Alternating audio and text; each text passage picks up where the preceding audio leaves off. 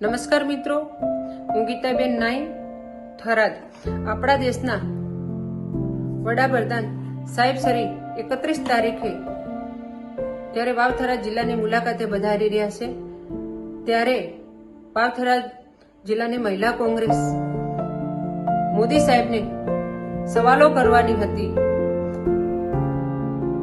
એના પહેલા ભાજપ સરકાર એટલી બધી ડરી ગઈ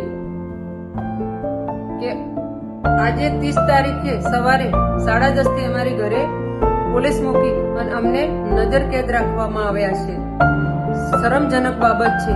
આમ જનતા શું વડાપ્રધાન સાહેબ શ્રીથી સવાલો ના કરી શકે? સાહેબ, ગુજરાતમાં 40,000 મહિલાઓ લાપતા છે. મોદી સાહેબ, ક્યાં છે મહિલાઓ?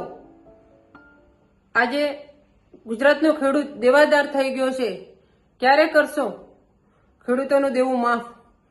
ગાય માતાને રાષ્ટ્રમાતા જાહેર ક્યારે કરશો સાહેબ? 2 કરોડ યુવાઓને નોકરી ક્યારે આપશો સાહેબ? 15 લાખ રૂપિયા ખાતાઓમાં ક્યારે નાખશો સાહેબ? જોરથી બોલજો કાલે સાહેબ, 31 તારીખે સભાની અંદર, પણ મહેરબાની કરીને જૂઠું મત બોલજો. જય હિન્દ, જય ભારત.